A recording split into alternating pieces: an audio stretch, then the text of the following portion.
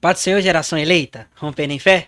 Estamos aqui em mais um podcast. Cara, queremos pedir o presente da sua atenção. Esteja conosco aqui, porque o que o Senhor vai derramar aqui será sobrenatural, não é, Rony? Exatamente. Pastor Rony por aqui.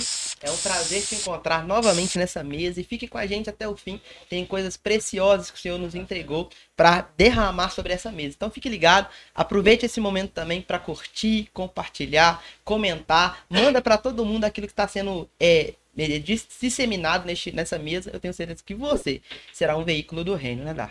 É isso mesmo. E solta a vinheta.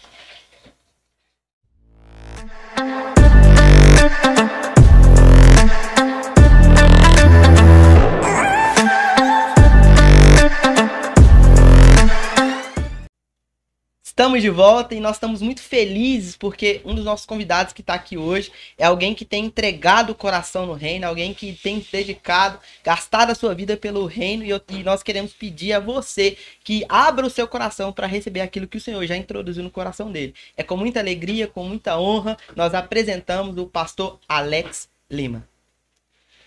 Olá, pessoal, graça e paz. Deus abençoe sua vida, Deus abençoe seu coração, viu?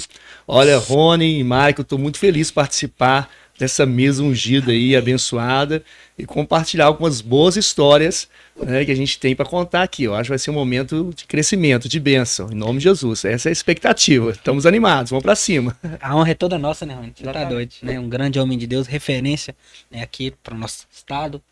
E para começar, pastor, eu quero te fazer uma pergunta. Como é que foi a sua conversão, né? A gente viu lá que foram 20 anos, né, de BTA. Como é que foi o início ali da sua conversão? Quando você conheceu Jesus? Como que Jesus, né, impactou a sua vida que você falou assim, não, eu preciso entregar a minha vida para ele? Olha, há muito tempo atrás, não é tanto tempo assim, não tô brincando. Mas o que aconteceu é o seguinte, eu sempre fui envolvido muito com artes marciais, sempre gostei muito, né? E uma época da minha vida eu estava treinando bastante, eu comecei a dar aula de artes marciais, e aí um amigo me convidou para ir na igreja para dar aula de artes marciais na igreja, e eu não era crente, né? Eu achei estranho, numa igreja dar aula de artes marciais, mas vamos embora, né? E aí o pastor da igreja separou uma sala, e a gente começou a dar aula para os jovens, na parte da tarde, né, durante a semana.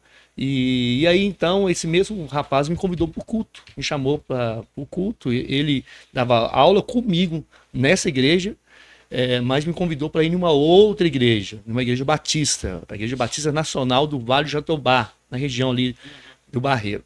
E aí, então, eu fui para dar aula, fui, na verdade, no culto, né, que me convidou para o culto, fui para o culto.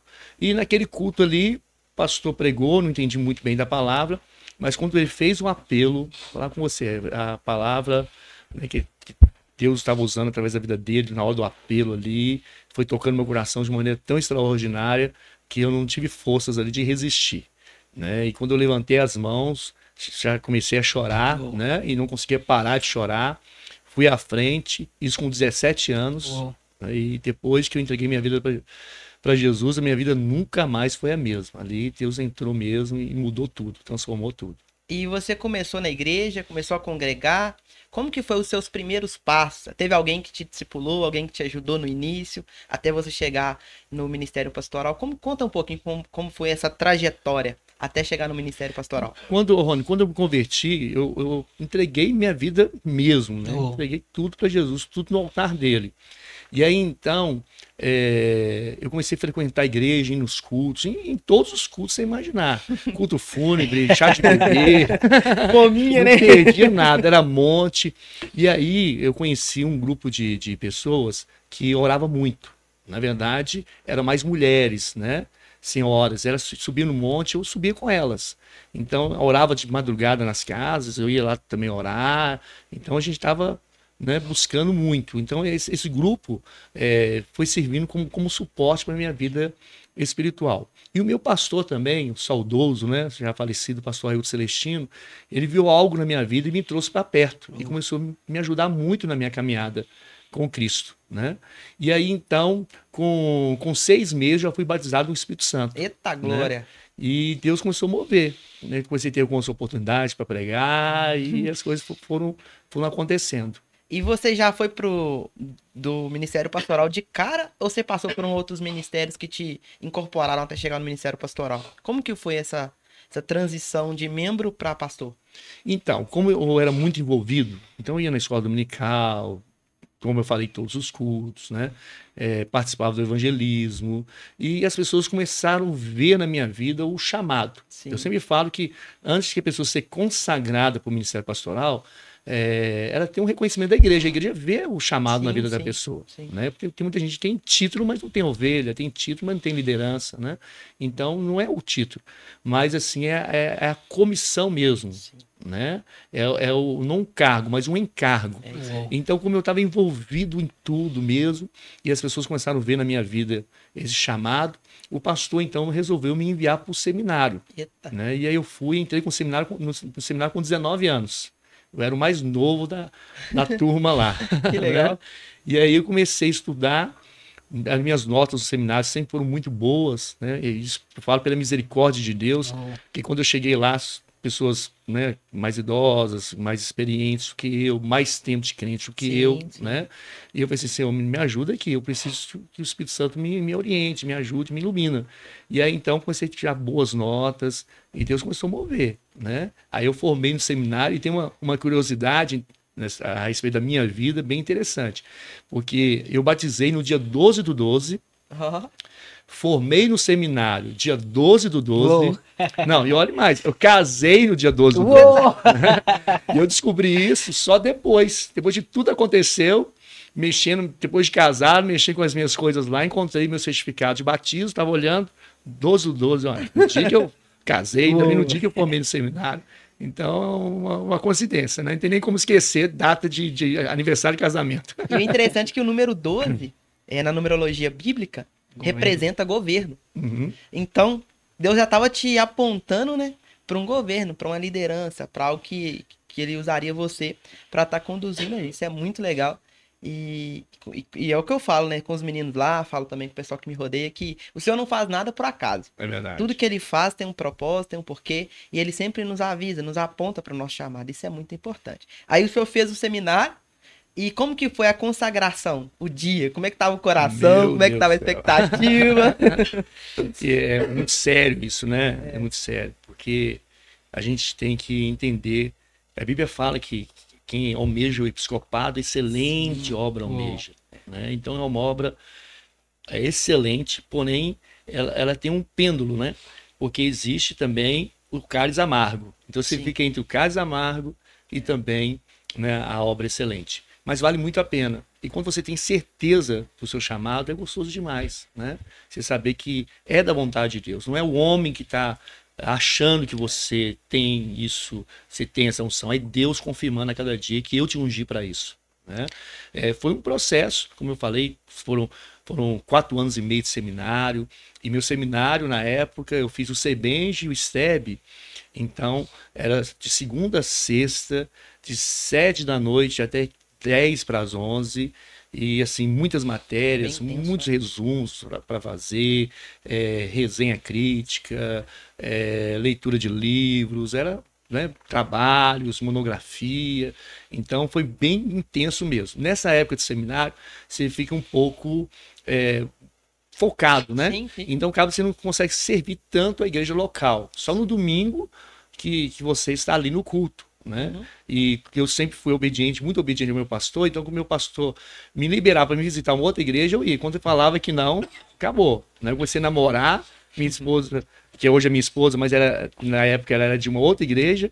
E eu ligava para o pastor Ailton, a Luciana está me chamando para mim assistir o culto com ela, lá na igreja dela. Não, você não vai, não. Aí, eu não ficava bravo, não, assim, não vou, não. E ficava lá na igreja. Então, no domingo, a gente, né, se dedicava ali. Eu também era o dia inteiro, né? Porque era escola bíblica dominical, depois chegava em casa, almoçava, depois saía para o evangelismo e voltava para o culto à noite. Né? É o que a gente vem falando, né, com a nossa galera lá, com os jovens, é que Deus, ele não está procurando o mais capacitado, né? Ele está procurando os disponíveis, aqueles que estão dispostos a se entregar, a viver realmente o chamado, né? Então a gente precisa estar disponível para que ele possa fazer algo.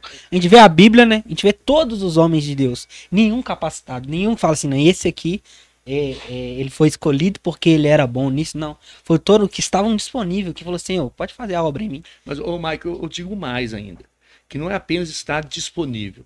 Na verdade, a gente for olhar, nenhum deles estavam disponível. 100% disponível. Né? Eles eram pescadores. Eles estavam dispostos. Exatamente. Eles eram cobradores de impostos, né, que nem Mateus, mas eles tiveram a disposição. Né?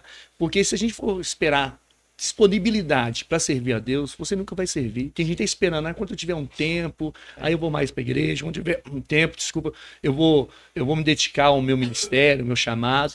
Então ele fica esperando ter uma disponibilidade, mas você não precisa esperar ter uma disponibilidade, você tem que começar a ter disposição. Quem quer dá um jeito, quem não quer dá uma desculpa. E a gente sempre está dando uma desculpa para não fazer aquilo que precisamos fazer. Né? Então a disposição precisa ser acima da disponibilidade.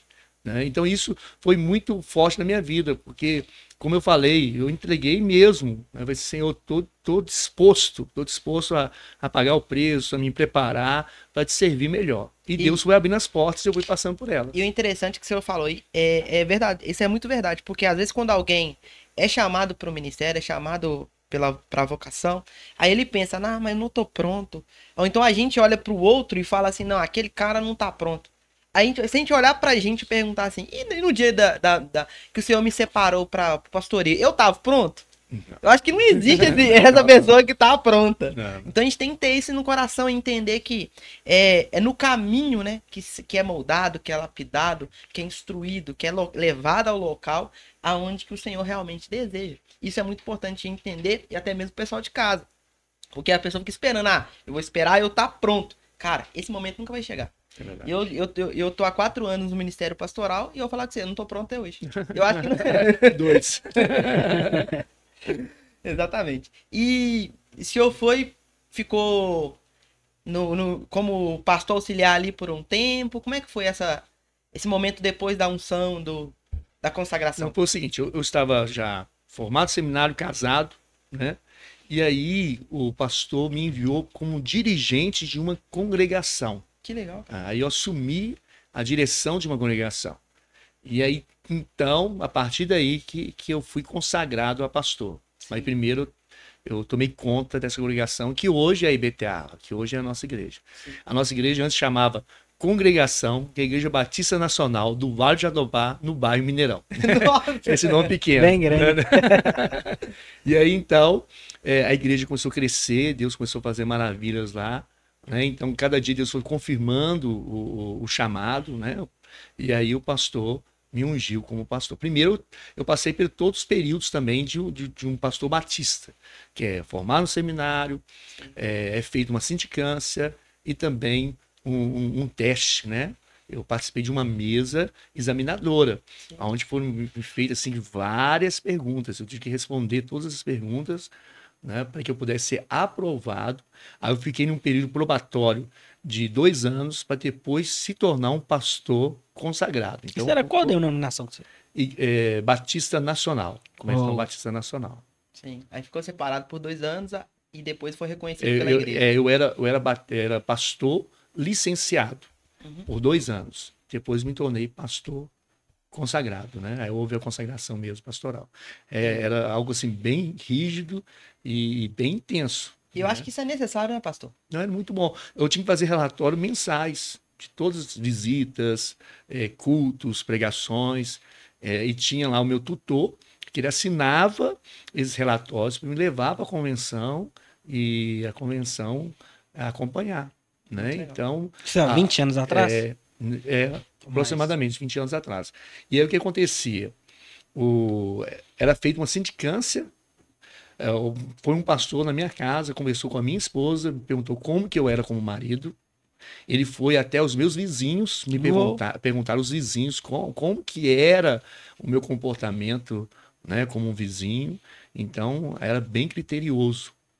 Isso me ajudou muito, né? Com certeza. Consolidou o ministério na sua vida, né? Exatamente. Eu acho que isso é muito importante mesmo. E como que foi quais foram as dificuldades iniciais, os desafios do início ali do ministério que o senhor enfrentou? Porque até então, por mais que o senhor estava agora como um pastor, tem aquelas dificuldades, tanto espirituais como física, como com pessoas. Como é que foi esse início? Não, nada fácil. Imagina. No início nada é fácil, né? Nada é fácil. Você vai aprendendo muito ao longo da vida. Até hoje eu estou aprendendo a pastorear, a liderar. Então, no começo, não, a gente erra demais. Puxa vida. Né? A gente toma cada atitude, muitas vezes é uma falta de paciência, uma intolerância, né? Ser muito radical. Né? E há 20 anos atrás, muita coisa que a gente faz hoje no meio gospel, né, era assim, inimaginável você fazer, né? Né? Eu lembro uma vez que uma irmã, ela casou, né, ela líder da igreja, talvez até vai assistir aí, vai lembrar desse fato, né? E na festa de casamento, meu filho, colocou lá luzes, colocou só música cristã, né? O povo dançando. Meu filho, na segunda-feira, gabinete, vamos conversar. Né? O cerol passou. Né? Mas antes, na época, era algo assim, era bem agressivo. Né? Então, também tinha que entender que a gente tem que entender que todas as coisas é lícita, mas nem tudo nos convém. Hoje mudou muito, né? Mas estou falando 20 anos atrás. Sim. Então, muitas vezes eu fui duro, muitas vezes eu fui flexível demais ao longo desse tempo, somente no começo. Então, a gente vai crescendo mesmo, com o tempo. Principalmente as igrejas pretas, né? Naquela época, se inventasse a igreja preta. Nossa, hoje, até hoje, né, a gente, né, se depara com alguns, só assim, ó, nunca vi isso, igreja preta. Preta é do diabo. E não entende, né? Então são contextos diferentes em tempos diferentes. É uma estação nova. Né? E aí você tem que ter sensibilidade, porque, por exemplo, a gente tem uma igreja, PTA do Vale, ela é toda preta. Toda assim, né? Toda preta. E aí, o que acontece? Primeiro eu pintei de vermelho, depois eu pintei de cinza escuro, depois eu taquei o preto da parede. Tô acostumando, né? Aí quando eu pintei tudo de preto, aí os irmãos da sede, pastor, você não vai pintar aqui de preto não, né, pastor? Pelo amor de Deus, né, pastor? Assim, não, gente, fique tranquilo. Aí fui lá, taquei um cinza, aí eu fui lá, taquei um preto. Aí nem desconfiar, já tava tudo preto e nem... É que vão acostumando, né? Igual lá na igreja, né? No começo, quando a gente pintou lá de preto... Era um cinza primeiro. Mas mais ou menos isso aí. Tá tendo um cinza, depois jogamos preto. As pessoas não... Né? Porque tudo que é novo, né? As pessoas traz medo, é estranho. Então, aquilo que as pessoas não entendem, elas colocam em empecilho, que é melhor do que parar para escutar, para entender a causa. E eu quero perguntar algo ao senhor, como é que surgiu, né, a IBTA? Como que foi? Você se tornou pastor e foi uma igreja que nasceu, né, a que você era, ou você saiu mesmo e foi para lá? Teve essa direção do Senhor, né? Foi uma voz, como é que foi esse propósito, né? Porque não se abre igreja, né? Se nasce uma igreja. Eu acredito muito nisso, a igreja nasce. Quando a igreja nasce, ela não morre. Sim. Quando se abre uma igreja, pode fechar. Verdade. Mas o que acontece? O pastor Ailton me enviou como dirigente da congregação, como eu falei, né? E essa congregação ela começou a crescer. Ela foi crescendo. Era uma congregação, já tinha passado 4 dirigentes lá. Ali no Vale mesmo? No bairro Mineirão. Mineirão. E eu tô lá no bairro Mineirão por causa de uma oração que eu fiz no Mineirão. Lá no Magalhães Pinto, lá no estádio. Né? No ano de 94, esteve aqui em Belo Horizonte, o Reinhold Bonk. O Reinhold Bonk é um evangelista, faleceu há pouco tempo, de Cristo para todas as nações, e ele fazia cruzadas na África, e ele fez uma cruzada em Belo Horizonte, no Mineirinho e no Mineirão. Né? E quando foi feito no Mineirão, tanto no Mineirinho, eu fui, foi o ano que eu me converti, eu fui voluntário, eu fui muito intenso, como eu falei, eu fui voluntário para trabalhar na equipe do Reinhold Bonk. E eles me aceitaram, né? E aí eu comecei a trabalhar nessa cruzada, como monitor lá, direcionando a multidão e tal, ajudando a receber as pessoas. E aí, no Mineirão, no culto no Mineirão, no fechamento da cruzada, aconteceu muitas curas. Eu vi cegos enxergando, pessoas levantando da cadeira de rodas. E quando eu vi isso, eu fiquei tão impactado que eu fiz uma oração. Falei assim, Deus, eu quero um dia pregar no Mineirão. Foi a oração que eu fiz. Deus então me ouviu a minha oração e me enviou lá pro bairro Mineirão. Eu não falei qual Mineirão, né? Eu falei que eu queria pregar no Mineirão. E aí a congregação começou a crescer. O pastor Ailton falou assim, olha, pastor Alex, a igreja está crescendo, está na hora de a gente emancipar. Então, Ele teve essa atitude? ele teve essa iniciativa. Glória a Deus, Top, hein? mano. Eu não pedi. Porque quando ele me enviou, eu falei que eu nunca pediria para emancipar. Né? Porque também nunca me poliu de nada, nunca impediu de fazer qualquer Tinha um coração no reino, né? Entendia que era ele me dava tudo pelo reino. liberdade, mas eu sempre dava relatório, prestava relatório, Sim, sim. as finanças, tudo muito claro, muito transparente, sempre passava, né, o que tinha que fazer. Então, assim, era muito, muito, muito tranquilo. Ele confiou muito em mim. Eu tenho uma dívida de gratidão para com a história dele, com a memória dele, com a Sim. família dele, enorme. Porque foi a pessoa que Deus usou para investir na minha vida. Acreditou, né? Isso é muito importante. Então, se eu cheguei aonde eu cheguei, não espero avançar mais, né, pela misericórdia de Deus, eu sei que foram pessoas que Deus colocou no meu caminho, né? Porque ninguém faz nada sozinho. Sim, não tem né? como. Então, a gente tem que reconhecer. Gratidão é combustível do milagre. Não pode deixar de agradecer a todos que já passaram pelas nossas vidas. Professores, pais, amigos, né? Todos aqueles que investiram em nossas vidas. Ele investiu muito. Ele acreditou muito em mim. Então, quando a congregação cresceu e se tornou maior do que a sede, aí você, pastor, está na hora de emancipar. Né? E aí a gente ficou no dilema. Qual o nome colocar para essa igreja, nessa igreja? Legal. Né? A gente teve que escolher o nome. Então, a gente tinha... Eu coloquei 3 nomes. A gente fez uma votação mesmo. Reuniu o pessoal de manhã, gente, vem pro culto, todo mundo. Nós vamos votar qual será o nome da nossa igreja. Reunimos todo mundo lá. Fiz uma cédula, né, de votação, aí poderia escolher Igreja Batista Moriá, Igreja Batista Siloé ou Igreja Batista Templo de Adoração. Esses 3 nomes. Né? Eu gostei mais de Siloé, estava pensando mais em Siloé. Né? E distribuí as cédulas, os irmãos votaram, e aí quando eu fui ver o resultado, foi unânime. Todos escolheram Igreja Batista Templo de Adoração. Uou. Né? E hoje ninguém fala mais Igreja Batista Templo de Adoração. Fala IBTA. a sigla, IBTA. E ficou, IBTA. Nossa, cara, que top, top. Porque top. hoje, né, se tem uma igreja ela, e o pastor fala em emancipar, né? Se Sim. torna até uma guerra, né? É. Até uma briga. Né? A gente viu, esses dias eu estava vendo uma reportagem lá, foi na África mesmo, né? Que um pastor foi lá, falou que ia emancipar, o outro foi lá, matou o pastor matou ele, porque ele falou que ia emancipar. Então, ver um testemunho assim, a gente entende que ainda tem pessoas que têm um coração no reino. Entende que a placa, ela é tão boa que ela fica do lado de fora, né? Pegando chuva, sol. Então, trazer isso para a igreja, né? Que denominações não são rivais. Sim. São cooperadoras do reino, são extensão de Jesus aqui na terra. E quando entendem isso, cara, as portas se abrem.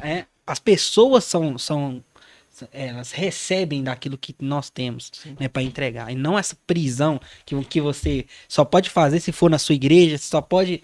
Entendeu? Então, trazer essa cultura para que as igrejas entendam de uma vez por todas em que a nossa guerra não é contra nós mesmos, porque Jesus disse que o reino subdividido, ele não subsistirá. Então, a gente tem que entender que a gente tem que unir forças. Porque se a gente separa, cara, é o nosso fim. Então, é o que o inimigo, ele entende isso e traz divisões. Traz esse impasse para as pessoas. Que as outras igrejas é uma rival. O que o senhor acha sobre isso? A sua igreja, ela é assim? Ela tem um coração no reino? Ela entende que, independente do nome, é pro reino do Senhor? Com certeza, tem que ser, né? A igreja é pro reino, a igreja é do reino, né? Então, a nossa visão tem que ser uma visão global do reino de Deus. Não pode ser uma visão apenas de tribo, né? Tem gente que tem essa visão de tribo, Sim. né? São feudos, estão criando feudos, né? Criando seus reinos, seus próprios reinos, e aí é um contra o outro, é um falando mal do outro. Não, a gente tem que trabalhar pela a unidade. E a gente sabe que quando há unidade no corpo de Cristo, há avivamento. Né? Quando houve avivamento na história, começou com oração, mas também houve unidade.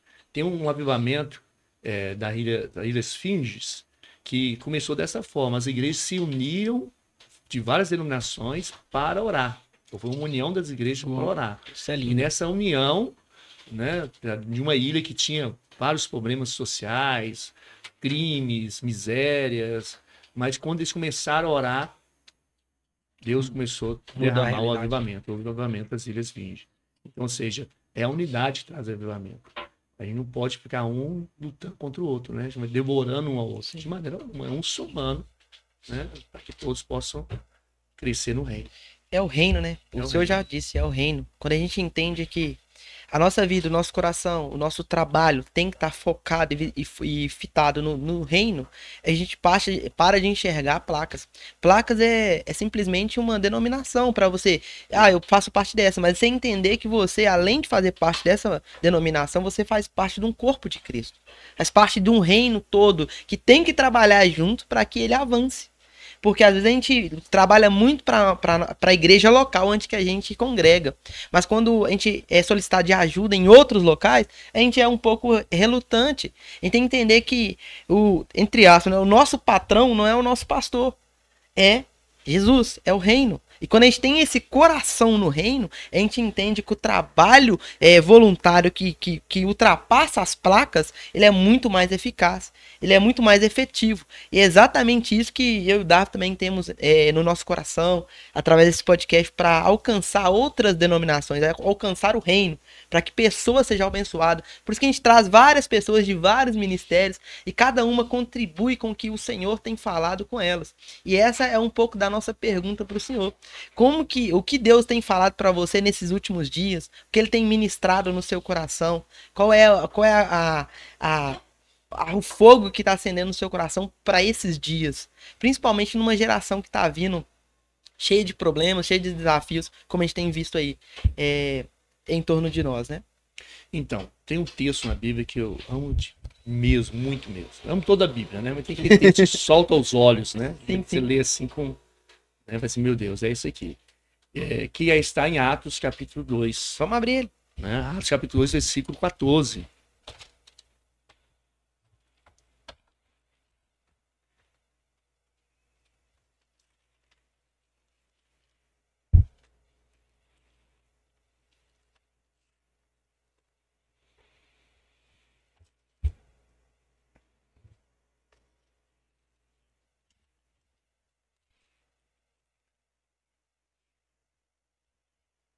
Quem amém, diga achou.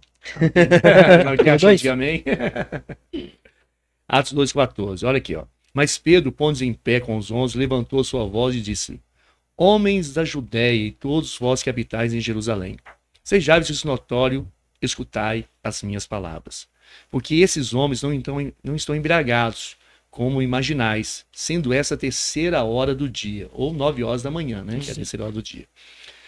Mas isso que foi falado pelo profeta Joel, e acontecerá nos últimos dias, diz Deus, que derramarei do meu espírito sobre toda a carne. Aleluia. Vossos filhos e vossas filhas profetizarão, vossos homens jovens terão visões, e vossos homens velhos sonharão sonhos.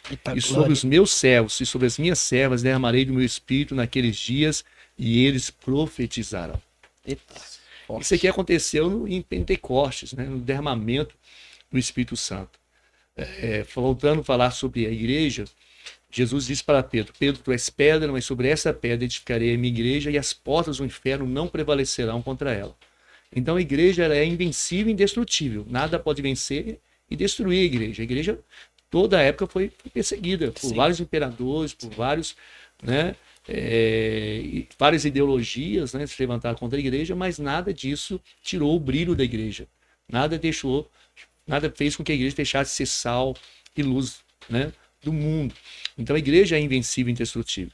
E a igreja nasceu em Atos capítulo 2, no derramamento do Espírito Santo, quando estavam ali unidos em oração, né, unidade de propósito. E nessa unidade de propósito, o Espírito Santo veio, o Espírito Santo foi derramado. Então a igreja não nasceu fraca e nem anêmica. A igreja nasceu no fogo do Espírito Santo. Mas quando houve esse derramamento do fogo do Espírito Santo, o que aconteceu? Houve manifestações. Cada um recebeu ali a sua língua, cada um falando a sua própria língua, conforme o Espírito Santo capaz. Mas quem estava de fora teve uma interpretação errada do que estava acontecendo dentro. E hoje não é diferente. Quem está de fora não entende a nossa linguagem, não entende o que está acontecendo dentro da igreja. Verdade. Né? E eles começaram a dizer assim, olha, eles estão embriagados, estão cheios de mosto. Né? E outros diziam assim, como pode ser isso? 9 horas da manhã estão embriagados? É muito cedo para isso. Né? Mas aí Pedro, com toda a ousadia, se levanta e Pedro começa a pregar. Né? Agora, não mais, né, aquela timidez que levou ele a negar Jesus 3 vezes, naquele medo, não, mas agora cheio do Espírito Santo, ele começa a falar. E fala assim, olha, o que está acontecendo aqui não é o que vocês estão pensando. Ninguém aqui está embriagado, ninguém aqui está bêbado. Né? Com certeza, 9 horas da manhã, está muito cedo para ficar alguém embriagado. Nós não estamos embriagados, mas o que está acontecendo aqui é uma promessa se cumprir. O profeta Joel, ele profetizou, ele disse que nos últimos dias derramarei do meu espírito sobre toda a carne. Vossos filhos e vossas filhas profetizarão, vossos jovens terão visões, vossos velhos sonharão sonhos, e sobre os meus servos e minhas servas derramarei do meu espírito naqueles dias e profetizarão. Então isso é tremendo. Tremendo porque a gente vê que o Espírito Santo é para todos. Ele é para todos. Ele começa dizendo assim, olha, vossos filhos e vossas filhas. E aí termina, vossos servos e vossas servas. Então, ou seja, o Espírito Santo não faz diferença de classe social. Naquela época tinha os filhos e tinha os escravos. A palavra servos, né, dentro da Bíblia, traduzido como escravos, né? No grego é escravos. Então tinha os escravos e tinha os livres. Então o Espírito Santo é tanto para os escravos, servos e também para os livres. E não somente isso, não haveria também barreira de idade, porque seria derramado sobre jovens e velhos, né? Então o Espírito Santo ele é para todos, para toda a igreja, né? O Espírito Santo quer nos encher do seu poder. Derramarei do meu Espírito sobre toda carne. Mas ele fala algo interessante. Essa era uma profecia para os últimos dias. Sim. Nos últimos dias, derramarei do meu Espírito sobre toda a carne. E aí eu fico pensando, Rony e Mike, né, imaginando assim, gente, se Pedro, ali com os apóstolos, já se sentia nos últimos dias, dizendo assim, olha, o que está acontecendo aqui é uma promessa dos últimos dias. Imagine nós hoje em 2023, né?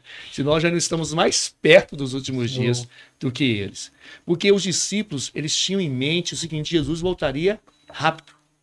Essa é a mente deles. Paulo vai dizer assim, olha, nós não precederemos aqueles que dormem. Sim. Então, para Paulo, Jesus voltaria antes de ele morrer, antes de ele passar pela morte. Né?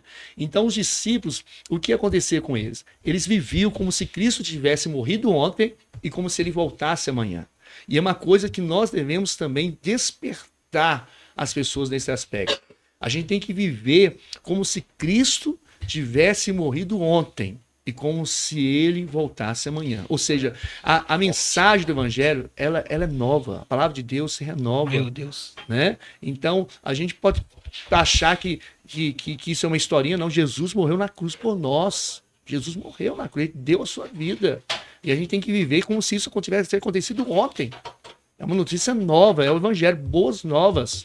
Né? E também como se ele voltasse amanhã. A gente tem que se preparar. Ou se quiser voltar daqui 7 minutos, né, que ele pode voltar. Antes de a gente terminar aqui a nossa conversa, a gente pode voltar, a gente sabe disso. Mas estamos preparados, não é verdade? Mas aí, nesse meio tempo, a gente percebe o seguinte, que Deus deu à igreja as ferramentas. Olha, vossos velhos sonharão sonhos, sim, vossos jovens terão visões, vossos servos e servas, filhos e filhas profetizarão. Então tem falado muito sobre profecia, sonhos e visão. Sim. É uma coisa que arde muito no meu coração. Que são ferramentas, como eu falei, que o Espírito Santo é para todos, que Deus deu para todos, para toda a igreja. A gente tem que aprender a profetizar. E esse profetizar não é apenas dizer assim diz o Senhor, eis o meu servo, eis minha serva, né? Mas ter uma palavra profética, um discurso profético. Porque a gente sabe, Provérbios 18, 21, que palavra tem poder, de vida ou de morte. Né? Então, o que a gente declara é um decreto. É um decreto no mundo espiritual. Você falou, o crente falou, abriu a boca. Né? Eu estava até com uma live, vou até voltar a fazer essa live. Eu estava fazendo essa live 6h01 da manhã. Foram 2 meses e meio fazendo essa live, 6h01 da manhã. E o tema era profecia para o seu dia. Quando você dá ordem ao seu dia obedece à profecia. Quando você declara uma palavra sobre o seu dia, você acorda pela manhã e já declara assim, olha, o meu dia vai ser de bênção, o meu dia vai ser de vitória, vai ser um dia de paz, vai ser um dia de alegria, de conquista, de milagre. A palavra tem poder, então a gente tem que profetizar. Né? Ezequiel profetizou no vale de ossos secos. Ele liberou a palavra. E houve vida no vale. Deus transformou. Então a gente tem que profetizar. E não só profetizar, a gente tem que ter visão. A gente tem que enxergar, não uma visão míope, embaçada, distorcida, mas uma visão dos céus, né? Uma visão espiritual, aquilo que os olhos não viram, que os ouvidos não ouviram, que não subiu ao coração de homem algum. A gente tem que ver o invisível, crer no impossível e receber o incrível de Deus. Eita! Né? Glória! E a gente precisa enxergar. Gente, é tão importante enxergar, não é? Ter visão é muito bom, não é mesmo? Agora imagina você enxergar à frente, enxergar o futuro, enxergar. Precioso. A gente tem que ter essa visão. Eu lembro de uma história em que. Posso contar? Por favor, né? estamos aqui para te ouvir. Um missionário chegou na Índia para pregar e ele passou em frente a um hospital e ele viu uma mãe chorando. E essa mãe chorava muito e ele perguntou assim: por que a senhora está chorando assim? E ela disse assim: olha, porque meu filho teve morte cefálica e um médico disse que não tem jeito mais, é irreversível. E ele disse assim: mulher, você crê que Deus pode ressuscitar o seu filho? E ela disse assim: ô missionário, me ajuda a crer. E aí então os dois entraram para o hospital, né? E aí estava ali o leito com o jovem deitado, né? Com a morte cefálica, né? O médico já tinha declarado ele morto, né? E aí então eles começaram a orar. E quando o missionário estava orando, no meio da oração, ele parou a oração e perguntou para ela assim: mulher, você crê que Deus pode ressuscitar o seu filho? E ela novamente respondeu: missionário, me ajude a crer. E aí o missionário falou com ela assim: fecha os seus olhos. E ela fechou os olhos e ele começou a falar com ela assim: olha, imagine você na sua casa, cuidando dos seus afazeres. Imagine agora o seu filho entrando, passando pelo portão, atravessando o quintal, entrando dentro de casa e dizendo assim: mãe, eu ressuscitei. Mãe, Deus me deu vida. Imagine isso. E ela começou a imaginar, ela começou a enxergar ali com a imaginação. E quando ela começou a pensar nessa possibilidade que o filho de pé, vivo, ela começou a dizer: eu creio. Eu creio. Meu Deus. Eu creio. Eu creio. Eu creio. E quando ela dizer eu creio, o filho dela ressuscitou. Uou. Né? Então tem coisa que a gente tem que enxergar. A gente precisa enxergar. Né? Tem pessoa que não se enxerga casado, não se enxerga à frente do ministério, não se enxerga, né, recebendo uma vitória, uma promoção, seja o que for. Então a gente precisa ter visão. A visão é muito importante. Né? A gente tem que ver além do nosso tempo. Porque muitas das vezes, né, quando a gente está no vale, né, a gente até esquece quem nós somos. E você falou sobre Ezequiel, e tem uma parte que eu amo muito, é quando quando Deus fala com ele assim, então profetiza. Você não é profeta? Talvez naquela hora ali que ele estava naquele vale. A gente sabe que Israel estava passando uma dificuldade muito grande, né? Naquele tempo, né? Estava sendo levado a cativeiro. Então, talvez as esperanças já tinha, né? Se ido embora. Só que quando Deus lembra Ezequiel, né? De quem ele era e quem estava com ele, fala assim: então abre a sua boca, profeta. Então profetiza. Exatamente. Fala que o Deus, né? Todo-Poderoso, que criou tudo, vai acontecer. É justamente o que você disse. E a mudança aconteceu quando ele começou a falar. E tem coisas que mudam a nossa vida quando a gente começa a falar. Se a gente mudar o nosso discurso, muda muitas coisas da nossa vida. O problema, muitas vezes, é o discurso que a gente usa. Sim. Não é? Então, além da profecia, a gente tem que ter a visão, mas também fala que os velhos sonharão sonhos. Sim. Então, a gente tem que ter os sonhos. Né? E os sonhos não é só para velhos. José sonhou, ele era novo, era adolescente, começou a sonhar. Né? Porque quando a Bíblia fala os jovens terão visões, os velhos sonharão sonhos, está dizendo, como eu falei, é para todas as idades, né? Não depende de idade. Né? O velho pode ter visão e pode ter sonho, o jovem pode ter visão e pode ter sonho. A igreja né? precisa Como entender. também pode profetizar. A igreja precisa entender que quando os jovens e os mais velhos andar junto, aí o avivamento acontece. Exato. Hoje a gente vê muita divisão entre jovens, entre os mais velhos, né? Porque os mais velhos não conseguem entender os mais novos e os mais novos não conseguem entender os mais velhos. Então, eu acho que o avivamento ele só vai vir quando a igreja, assim, em um todo, entender que os jovens precisam direcionar, né, os mais velhos precisam direcionar os jovens para que o avivamento possa acontecer. Porque os jovens têm a força e os mais velhos têm experiência, têm a direção. Então, o avivamento ele só vai acontecer quando a gente entender isso, em que a gente não precisa criticar os mais velhos, a gente precisa ouvir os mais velhos. A Bíblia diz, né, que a gente precisa escutar os mais velhos. Eu vejo muito uma igreja sadia, ela não pode ter só uma faixa etária. Sim. Né? Então mostra que a igreja não está sendo sadia. Se tem só jovens, está errado. Se tem só velhos, está errado. Porque tem que alcançar todas as faixas etárias e fazer com que todos caminhem junto. Porque se a igreja tem uma grande quantidade de jovens, significa que o Senhor está preservando a próxima geração. Mas se o Senhor também, se na igreja também tem uma quantidade considerável de pessoas mais velhas, significa que ele está preservando a geração passada. Então é algo que tem que andar junto, é algo que tem que andar alinhado, porque o jovem tem a força, mas o velho tem a experiência. Sim. Ele tem a bagagem. Porque o jovem, ele vai com intensidade. Mas vai chegar um momento em que ele não vai saber o que fazer. O jovem e o mais experiente vai chegar para ele e falar assim, eu já passei isso. Faz desse jeito e desse jeito e você vai conseguir. Exatamente isso. Quando a gente tem os nossos ouvidos, né, apressados em ouvir e a nossa boca um pouco segurando para que o ouvido possa entender aquilo que está sendo dito, cara, a gente vai avançar. Porque a gente, às vezes, quer fazer as coisas no peito, na raça, na hora. E a gente se esquece que o Senhor levanta pessoas para nos ajudar, para nos auxiliar nessa caminhada. Acredito que houve muito isso com o Senhor, né? Que você disse no início, você teve alguém ali para te ajudar, para te acompanhar. E o interessante é que uma igreja sadia, que nem o Senhor disse, tem que ter uma visão. Tem que ter... o que eu vou fazer daqui para frente? Quais são meus planos? Quais são meus sonhos? O que o Senhor está querendo me usar para fazer nesses últimos dias? E eu quero entrar um pouco nessa parte com o senhor, porque o senhor começou uma igreja lá no Mineirão, né, no bairro Mineirão, que você até contou a experiência aí. Só que eu percebi que a igreja consolidou, eu conto um pouco da história, a igreja consolidou e o plano de todo mundo ali, no caso, né, de uma pessoa que tem uma igreja consolidada, é conformar, ficar ali tranquilo, continuar cuidando, mas o senhor não. O senhor decidiu abrir uma outra congregação no Vale. Como é que foi isso? Como que nasceu a do Vale? Como é que foi o desafio de ter mais uma igreja dentro dessa liderança? A IBTA, a gente estamos em 7 igrejas, né? Eu costumo dizer que Glória é uma igreja só em vários lugares. Sim. Né? Mas eu fico diretamente tomando conta de 2 igrejas. E é só pela graça de Deus, né? A gente tá dando conta de uma e eu resolvi tomar conta de 2. Senão... Desafiador. Não é mole não, só a graça, só Jesus, né?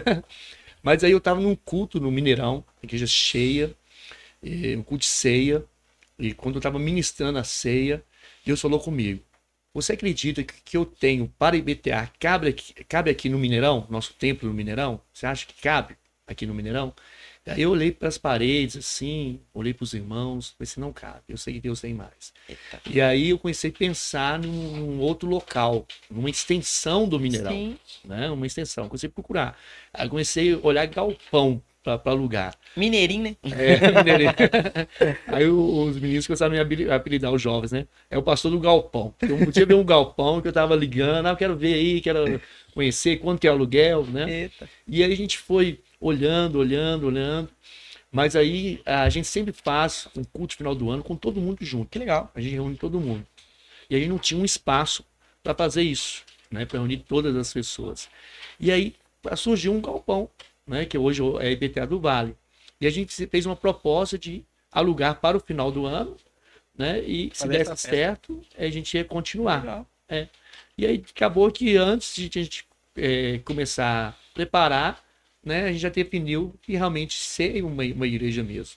E aí a gente começou a trabalhar. Foi em 21 dias, a gente transformou uma fábrica, que o galpão era uma fábrica, em uma igreja. Então, a gente tirou 10 caminhões de entulho. Não foram 9, não foram 11, foram 10 caminhões de entulho. Então, tinha parede, que quebrou parede, laje, que tinha alguns cômodos construídos dentro desse galpão. Sim. Então, foi muita sujeira, muito trabalho. Mas em 21 dias terminamos e inauguramos uma semana, a gente chama Semana da Virada. E foi uma semana de culto e já emendamos, né? E aí alguns irmãos desceram do Mineirão para o Vale, para dar o suporte, diáconos, intercessores, consolidadores, né? E a gente foi formando essa equipe, alguns pastores começaram também a focar mais no Vale, né? Mas hoje a minha rotina é o seguinte, quarta-feira eu tenho culto do Mineirão, 8 da manhã e 19h30 no Mineirão, e no Vale eu tenho culto na quinta, às 20 horas. Então eu fico no Mineirão e depois na quinta eu estou no Vale. Né? Igual. No domingo eu tenho culto no Mineirão, 7, 9 e 18 horas. E 19h30 no Vale. Aí eu saio do culto de 19 horas, de 18 horas e vou para o Vale. Né? Então a gente fica em dois prédios, em duas igrejas, que é uma extensão mesmo. Os nossos eventos maiores a gente faz na IBTA do Vale, que tem uma estrutura Muito maior. muito maior. Então a gente concentra lá. Né? O aniversário da igreja foi lá, a semana da virada, festa de Pentecostes, tabernáculo, a gente faz alguns movimentos assim, conferências. Sim. Então a gente faz lá. Foca lá, porque devido ao tamanho ser Isso, a estrutura é melhor, né? melhor para poder adaptar. Beleza. Pessoal, vamos dar uma pausa aqui pra gente falar um pouquinho sobre os nossos patrocinadores. E nós temos como patrocinador desse projeto, né? A Doceria King, que tem acreditado nesse projeto, né? Que vem trabalhando com doces de festas, bolos para festas. Então você precisou aí, né, de bolo, né, para um aniversário, contrate, porque a gente tem, né, aprovado aqui, né, Sim, com certeza. que é o melhor doce da região, pastor. Uau. Você precisa comer esse doce, Aprovado. porque a Raíra faz tudo com muito carinho, muito amor. Então você precisou aí, procure ela, né? Porque ela tem ajudado esse projeto, ela tem entendido, né? Que nós precisamos, né? Pregoar a palavra. Então precisou para doces, para festa, bolos para festa, não tem outra. Doceria King, eternizando momentos. Agora eu quero falar pra você que é mulher. Você que quer dar uma nova repaginada no seu visual. E não tem outra, Amanda Salles, Estúdio de Beleza. Ela é especialista na área de cabelos, cronograma capilar, progressiva sem formol, que não agride o seu cabelo.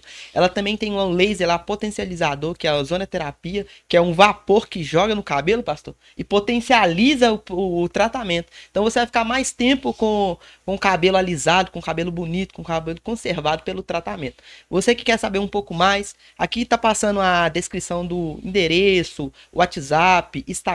Dá uma entrada no Instagram dela e dá uma olhada. Eu quero te dizer que é quase um milagre que ela tem feito lá no cabelo de algumas mulheres. E é muito importante que a autoestima ela é elevada. Então você que tá com sua autoestima baixa, vai lá, que eu tenho certeza que o Senhor vai te tornar ainda mais linda do que você já é através do trabalho dessa especialista. Agende seu horário, Amanda Salles, Estúdio de Beleza. Também, falando em comida agora, Marcelão Lanches. Eita!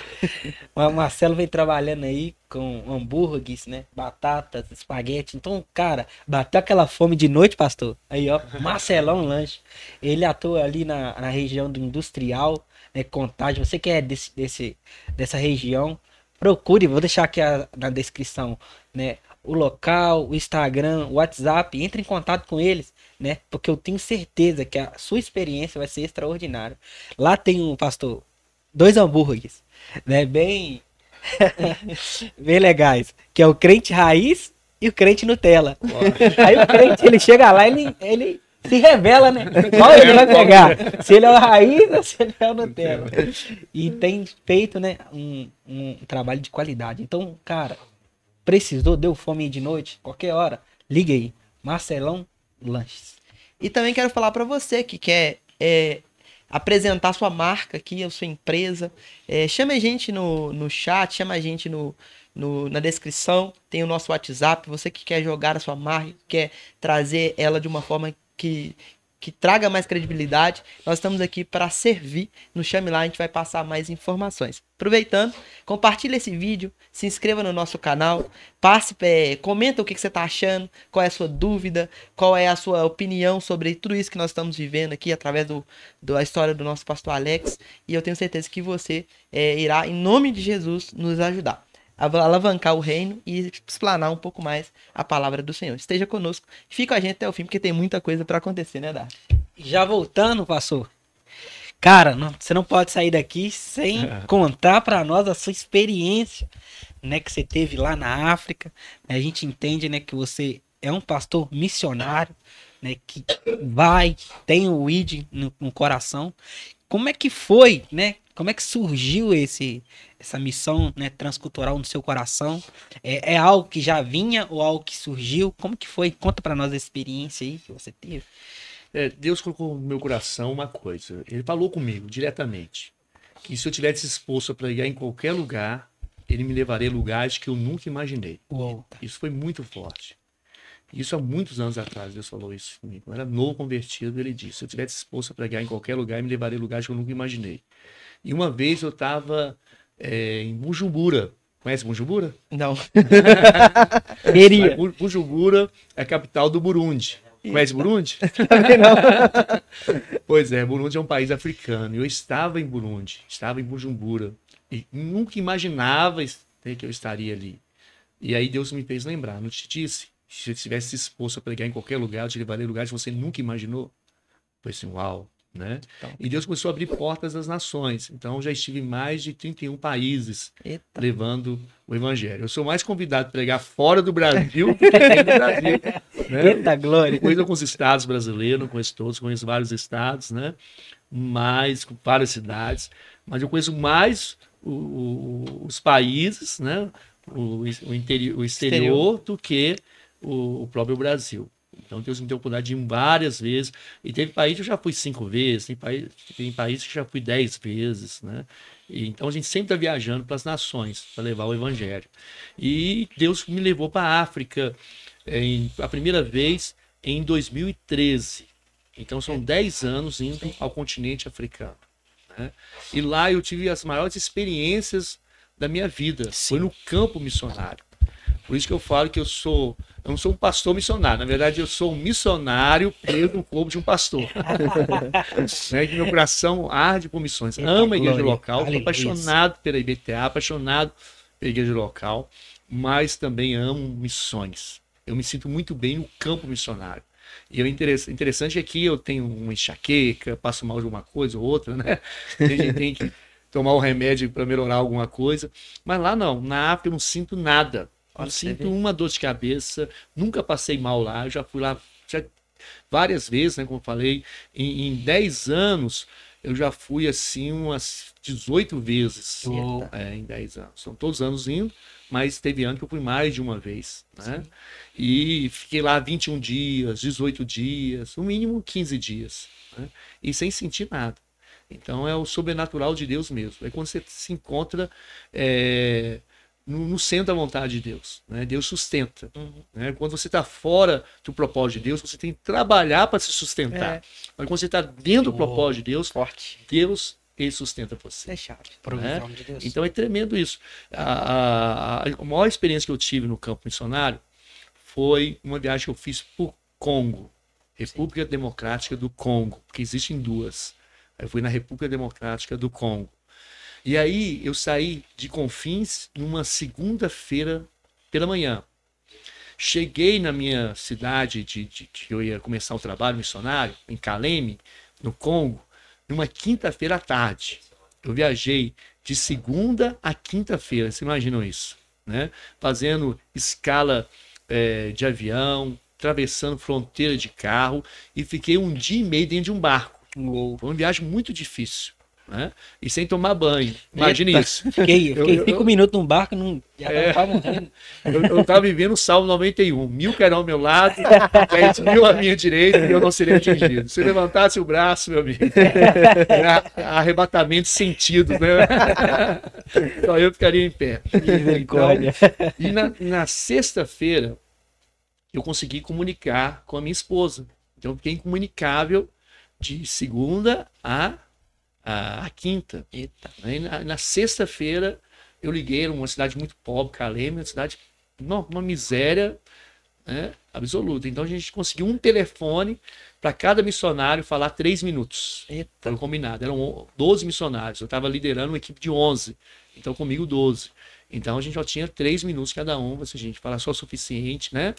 Porque a gente não pode ficar parado aqui muito tempo e abusar da boa vontade de uma pessoa lá da cidade que nos deixou fazer essa ligação. Então eu liguei para Belo Horizonte, minha esposa atendeu, e eu perguntei como é que ela estava, ela falou que estava bem, perguntei para os meus meninos, e ela disse que estava com muita saudade de mim, né? Falando de mim direto. Aí eu perguntei pela minha mãe. Eu falei assim, Luciana, e a minha mãe? E quando eu perguntei pela minha mãe, ela fez um silêncio. Meu Deus. Aí depois eu falei assim, Luciana, em nome de Jesus, fala comigo, o que aconteceu com a minha mãe? E ela foi, então, me deu notícia, sua mãe morreu. Nossa. Falei assim, é mesmo? Ela morreu antes de ontem e foi enterrada ontem. Então eu fiquei sabendo só um dia depois do sepultamento dela. Gente, nessa hora eu fiquei sem chão, eu fiquei transtornado, né? Não segurei as lágrimas desceram mesmo. Comecei a chorar, e aí os missionários perguntando para mim, pastor, o que aconteceu? O que aconteceu? Que viram que eu mudei todo. Sim, não tem nem né? jeito. E aí eu falei assim, minha mãe morreu lá no Brasil. Quando eu falei isso, foi um choro generalizado. Eles começaram a chorar, todo mundo chorando e me abraçando, né? Uma equipe maravilhosa, fantástica. Eles me abraçavam e diziam assim, pastor, fica calmo, Deus sabe de tudo, fica calmo, Deus está no controle, fica calmo, pastor. E eu chorando. Falei assim, gente, eu tenho que ficar um minuto sozinho. Deixa eu ficar um minuto sozinho. Pastor, pode ficar. Aí eu saí do meio deles, fui para um lugar assim, muito empoeirado, né, um lugar assim, muito pobre mesmo, muito sujo. E aí eu sentei literalmente no pó. Sentei mesmo, no pó, no meio do pó, e aquele sol quente, né? Porque a África é o seguinte, o sol parece que ele é maior do que o nosso aqui, parece. E é um sol para cada. Ele te segue o dia inteiro, não larga de você não. Né? O calor é quase que insuportável.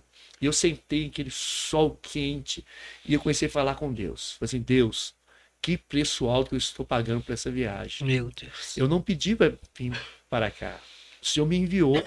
E eu estou hoje no meio da África. E literalmente eu estava no meio da África. Porque o Congo, a República Democrática do Congo é a África Central.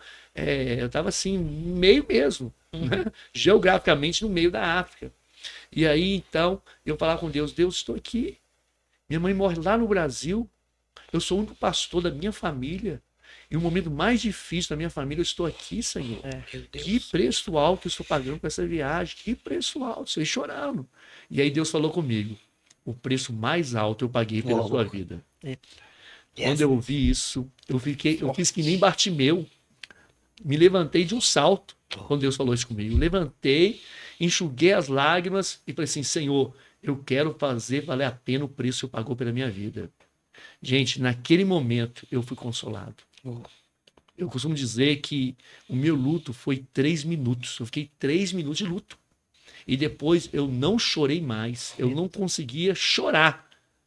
Não conseguia chorar mais. Aí eu levantei, enxuguei as lágrimas, dei a mão para os missionários, reuni eles, comecei a orar. Deus veio com a presença dele naquele lugar. Né? E aí então eu falei com eles assim, ó, gente, eu estou feliz porque eu estou aqui.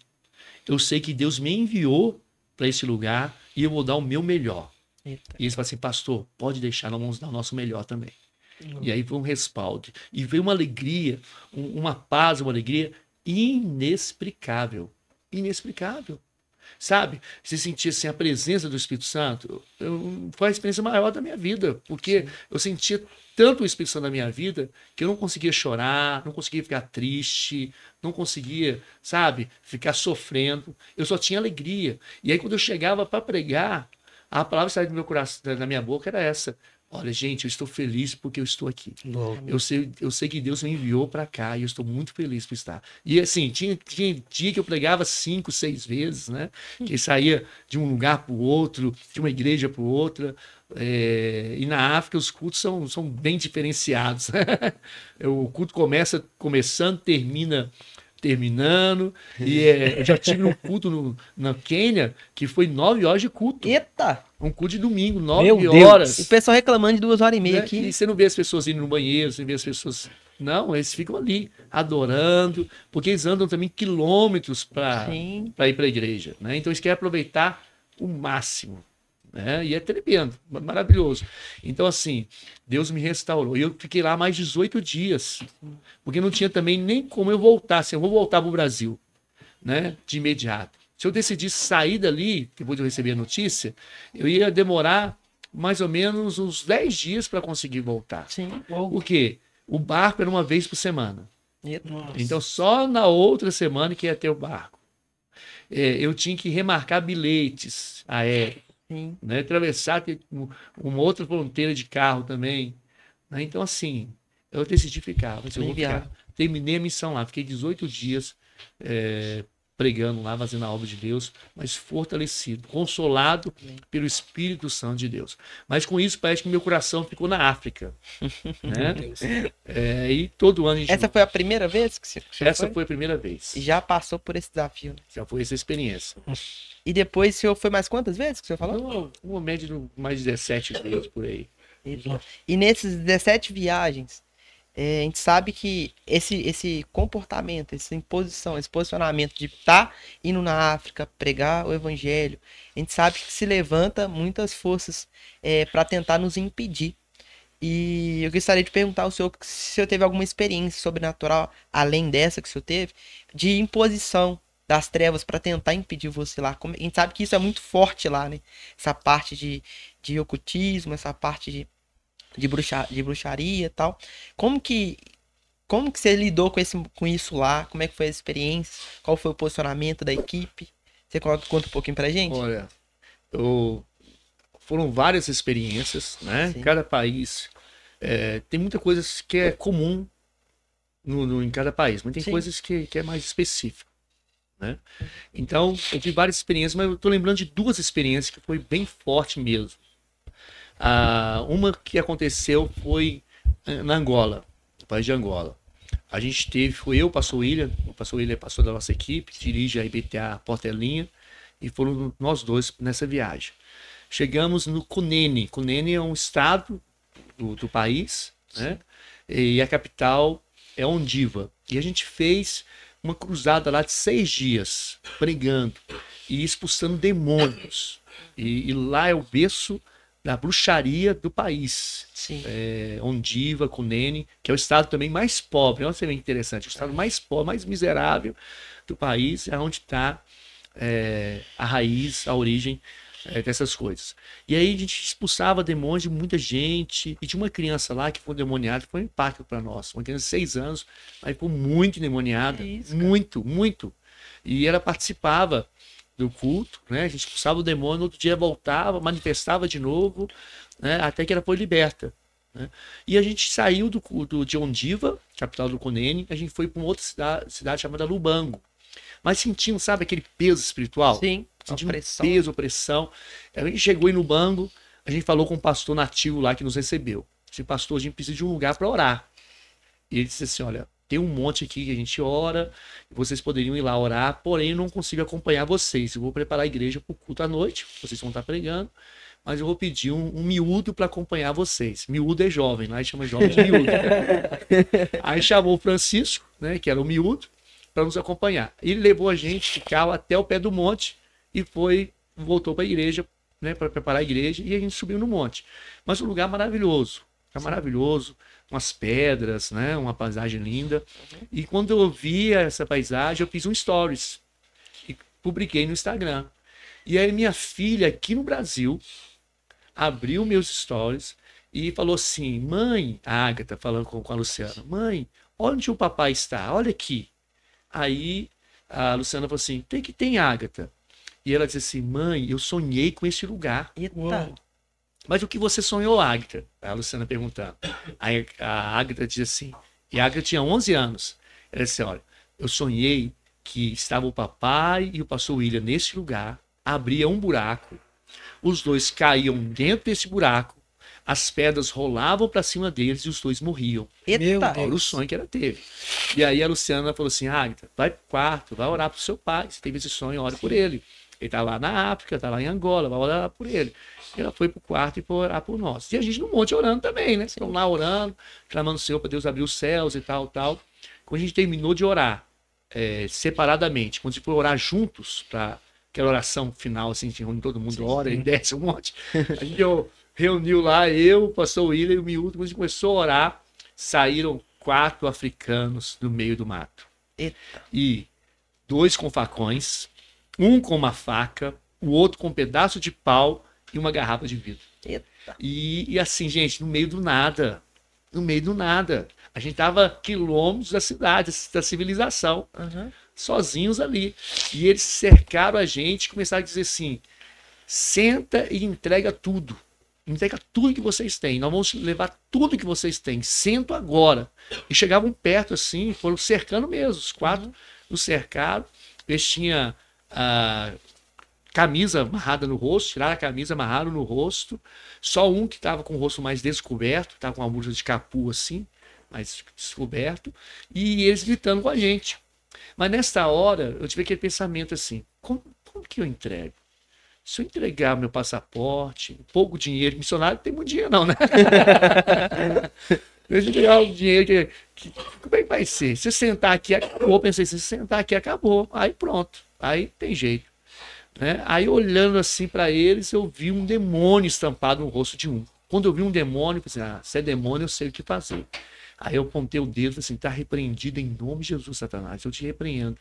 E aí o pastor William também começou a repreender, o pastor William é bem pentecostal, está repreendido! Em nome de Jesus! Todo mal, sai agora! Né? Aí o miúdo também cresceu, o miúdo ficou grande, tá amarrado, Satanás, eu te mando embora em nome de Jesus. E aí eles gritavam com a gente gritava com eles. Eita. E eles gritando, a gente mandando eles embora em nome de Jesus, sai Satanás. E eles foram ficando furiosos. Aí um pegou a garrafa, né, que tava com a garrafa em um pedaço de pau, quebrou a garrafa no vidro, né, para intimidar e veio para cima assim com um cargalo. Aí eu coloquei o dedo no nariz dele, falei assim, Satanás, eu te repreendo, em nome de Jesus, vai embora, sai daqui. Em nome de Jesus.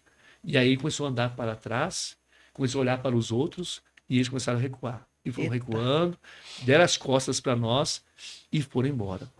E não olhavam para trás. A gente via eles sumindo assim, sem olhar para trás. E a gente, assim, Deus, obrigado pelo livramento. Foi um livramento. Né? Mas o interessante, Deus nos deu uma ousadia, uma coragem. Eu não tive medo, né? O pastor William também não teve. E o miúdo também falou também que não teve, né? Né? Mas foi algo preocupante, né? Então a África é um grande desafio. E tem que ir preparado. Pode se preparar com várias situações, né? Então a gente tem que estar preparado com oração, com jejum. Né? Isso é muito importante. Missões não é brincadeira. Tem as retaliações. Sim. A última viagem que eu fiz para a África foi no final do ano passado. Eu estive na Etiópia, no Togo e no Benin. Fiz esses 3 países. Eu passei pela Etiópia, fiquei um tempo lá, fui para o Togo e para o Benin. Aí no Togo eu fiquei lá 8 dias, né, fazendo missões lá, foi uma experiência tremenda. Conheci um irmão, né, que é uma pessoa que se tornou realmente um irmão para mim, que é o Fofoné. O nome dele é Fofoné, né? E ele se tornou tão irmão que hoje o Fofoné está na nossa igreja. Ele está passando, na verdade, um período, né, com a família, com a gente. Ele vai ficar 4 meses. Já tem 2 meses, vai ficar só mais 2 meses. Tipo assim, gente, vamos odiar isso aí, fica mais. Mas ele tem que voltar para o Togo, né? E ele é líder da Jocum no Togo. E ele me acompanhou lá o tempo todo. E depois fiquei no Togo, fiz a missão no Togo e fui para o Benin, que é um país colado. Aí atravessamos a fronteira de carro. E só fui eu de brasileiro. Encontrei com um pastor que eu conheci ele em Camarões. Foi uma viagem também que eu fiz para Camarões sozinho. E encontrei com ele lá, a gente combinou, nos encontramos no Togo. O nome dele é Gando, pastor Gando. E aí a gente viajou para o Benin. Chegamos no Benin, a gente percebeu uma guerra espiritual assim, tremenda. Um peso espiritual, não? Muito forte, demais. E um dia a gente estava na casa, eu e o pastor Gando, né? Só nós dois nessa casa. Veio um homem no meio da chuva, que fazia parte da equipe que estava organizando os eventos lá para a gente pregar. E esse homem veio no meio da chuva, estava chovendo, e chegou todo molhado, né? Aqui a gente anda com a chuva, capa de chuva. Andando na chuva, sentou na sala e começou a conversar com a gente. E começou a dizer, aqui mata-se pastor, muitos pastores estrangeiros já foram mortos aqui, decapitados, outros foram enterrados vivos, porque o Benin é o berço do voodoo. Lá é o berço do voodoo.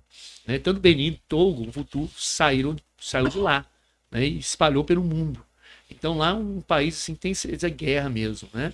Então tem muita magia, muito sacrifício humano, é um ambiente muito pesado. E ele começou a falar sobre sacrifícios. E começou a falar muito sobre isso. Eu olhava para o pastor Gando olhava para mim, fazia cara de paisagem, né? Como assim, falando de um monte de coisa. E aí ele saiu do meio da chuva, né? Aí ele saiu, rapidinho a chuva parou. Né? A chuva parou assim do nada. trem esquisito, coisa estranha, né? E a gente foi para a igreja, pregamos e tal. Quando a gente voltou para casa, aí o pastor, o Fofoné, meu amigo do Togo, saiu do Togo e foi até no Benin para encontrar com a gente, para nos acompanhar lá também. Então, por isso que eu falei que é um irmão mesmo. Ele me ajudou demais. Ele falou assim, eu vou ir. Eu falei, você vai vir mesmo? Vou estar com vocês. E ele largou toda a agenda dele e foi ficar com a gente no Benin. Né? E ele chegou lá de noite, nesse mesmo dia à noite. E a gente conversando lá, eu fui e falei com o pastor Gando e com o Fofoné, eu não gostei da forma daquele homem falou com a gente. Né? Eu achei muito estranho. Ele falou só sobre sacrifício humano, que aqui acontece isso, acontece aquilo. E aí o pastor Gando falou assim, esse homem é maligno, ele faz essas coisas. E ele é africano, né, acostumado. E a gente, então, gente, vamos orar, vamos repreender esse espírito aí, né? E talvez ele tentou colocar medo em nós, mas vamos deixar esse medo não, vamos ficar tranquilo. E oramos. E quando a gente foi dormir, eu vou dormir num quarto, o Fofoné e o Gando no outro quarto, mas de madrugada eu vi um barulho, um barulho alto. E aí então eles gritaram assim, pastor Alex. Aí eu cheguei no quarto, acendi a luz, o pastor Gando com a cabeça cortada e sangrando muito. Teve um corte na cabeça, sangrando muito. E aí então eu perguntei, o que aconteceu? O que aconteceu, pastor Gando? Né? O Fofoné falou assim, ele tá machucado, ele tá machucado. O que aconteceu? Aí o Gando falava assim, uma serpente me perseguindo, eu fui fugir da serpente e bati a cabeça. Mas o interessante que eles estavam dormindo numa cama de casal, né? Porque lá a gente vai, compartilha tudo, né? Sim. Né? Tudo muito precário, um lugar muito pequeno. O pastor Gando dormindo do lado da parede, o Fofoné dormindo, a cama de casal encostada na parede, um do lado da parede, o outro, né, do outro lado. Né? E com um mosquiteiro, que lá tem muito mosquiteiro por causa do mosquito da malária e tal. Né? O pastor Gando saiu de um lado, passou por cima do Fofoné, caiu, não sabe aonde bateu a cabeça, se machucou, né, nessa ânsia de fugir dessa serpente.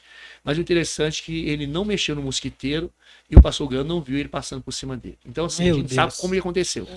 Né? Mas sangrava tanto que encheu o quarto de sangue, o banheiro, e a gente teve que parar com ele no hospital para levar ponto. Então a gente viu que foi uma retaliação do inferno. Né? Eu fui sozinho para essa viagem de brasileiro, sou eu de brasileiro lá, mas eu pedi à igreja para orar. Eu levantei um grupo de oração. Eu vi que essa oração, esse suporte de oração foi crucial, necessário. Porque eu senti que as flechas, os dados vinham, mas não me atingiam, por causa dessa proteção de oração. Então, África é maravilhoso, mas tem que ter o chamado e tem que estar preparado, né? Porque o inimigo não fica satisfeito, não.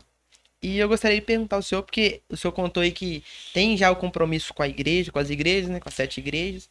Tem também essa obra que você faz anual que vai para a África. Eu queria saber como é que você concilia o ministério, família, missões. Como que você equilibra isso tudo aí? Rapaz, tem que ter. É mágica, né? Tô brincando, é mágica. É a graça de Deus. Mas vamos lá, vamos começar pela família. Sim. Começar pela família. Família é muito importante, né? Família é a base do ministério. O ministério começa na família. Então, esse ano já vou fazer 25 anos de casado. Eita! Comecei cedo, né? Então, esse ano a gente fez 20 anos de BTA e vou fazer 25 anos de casado. Aleluia. Pra você ver. Muito Né? tempo. Tudo precoce na minha vida. Não é que eu sou velho, não. É precoce. Não é porque eu comecei cedo. Mas o que aconteceu? Eu casei com uma pessoa que soma muito na minha vida, e a pastora Luciana. Né? Nós éramos amigos. Aí no seminário, eu ouvi uma frase, pastor apóstolo Rogério, da Igreja Batista Porta de Sião, lá do Água Branca. Ele dizia assim, numa aula que ele estava dando lá sobre... Nem era sobre relacionamento, não. Eu acho que era pneumatologia, soteriologia, hermenêutica, mas não tinha nada a ver com relacionamento. E ele falou assim, os bons casamentos começam com uma boa amizade. E eu pensei assim, gente, quem é minha melhor amiga? Quem é a Luciana? Minha melhor amiga. Na hora né? você pensou. E aí, 6 anos de amizade. A escama dos ossos caíram. né? Aí eu encontrei com ela e disse, Luciana, tive uma revelação. Qual a revelação? Né? Por exemplo, quem sabe Deus permitiu a gente tornar-se amigo e tem algo para nossa vida. E já me convidei. Foi mais intencional, né? Foi intencional, mas vamos namorar. Né? E aí você levou um susto, né? Porque eram uns amigos mesmo. Ela era minha confidente. Né? Eu já tentei arrumar namorado para ela, graças a Deus não consegui. Então era uma amizade pura mesmo. Eu tinha ela como uma irmã. Eu falo que o primeiro beijo que eu dei nela foi muito esquisito. Não gostou, foi ruim demais. Né? Porque tinha esse sentimento de amizade, né? Uhum. Mas aí Deus começou a encaminhar tudo. Em 1 ano a gente noivou e casou. Né? Então hoje nós somos casados, porém não deixamos de ser amigos. Então eu tenho uma esposa que é minha amiga, né? E minha esposa que eu amo e tal. E tenho filhos que são milagres, o Heitor e a Ágata. O Heitor está com 17 anos, a Ágata está com 14 hoje, 14 anos. E a gente é muito unido, muito unido. Então eu tenho tempo com a minha família. Eu tenho tempo. Por muitos anos eu não tirava férias ministerial, não tirava férias. Trabalhava assim de segunda a segunda, compromisso todas as noites, e de janeiro a janeiro, né? Mas aí eu ouvi uma frase do apóstolo Joel Pereira. Ele diz assim numa pregação: terra cansada não produz. Meu Deus. Que até a terra precisa de descanso. Ela não pode ser cultivada todos os anos. Tem um ano e tem que deixar de cultivar, né? Para descansar, para que ela possa recuperar, voltar e se tornar frutífera. E eu pensei assim, gente, eu estou ficando cansado, eu preciso descansar. E a igreja não precisa de um pastor cansado, de um líder cansado. Um pastor amigo meu, ele disse assim que ele tem mais medo do cansaço do que do diabo. Não, é verdade, porque a decisão de Deus o marido não toca. Meu Deus. Né? Então, sujeitável a Deus, resistir ao diabo e ele fugirá de vós. Então a gente não tem medo do diabo, não, né? Crente tem medo do diabo, não é crente. Né? E o cansaço faz com que você decida mal, faz com que você não trate as pessoas da maneira que você tem que tratar, não dá a atenção que você deveria dar. Então o cansaço na vida do líder é complicado, a gente tem que ter momentos de descanso. Então eu aprendi a tirar férias. Né? Então chega em janeiro, meu filho, férias do pastor Alex, acabou. Cadê o pastor Alex? Está de férias. Né? Tá, e aí eu tenho tempo com a minha família. E aquele tempo é desse, é um mês inteiro. Eu tive um mês inteiro, janeiro inteiro de férias. Esse ano, de vez em quando a gente viaja para fora também. Eu estive nos Estados Unidos com eles agora. Depois da pandemia foi a primeira vez que a gente voltou, né? Para fazer essas viagens. Eu estive com eles lá algumas vezes, mas agora, depois da pandemia, foi esse ano. E aí eu estava lá nos Estados Unidos, aí um amigo meu falou assim, pastor, você podia pregar lá em Boston, a gente estava na Flórida, né? Você podia pregar lá em Boston, Massachusetts. Né? E quem não quer pregar nos Estados Unidos? Eu já preguei em umas igrejas lá, e aí surgiu essa oportunidade. Aí eu pensei assim, tô aqui mesmo, né? Vou lá.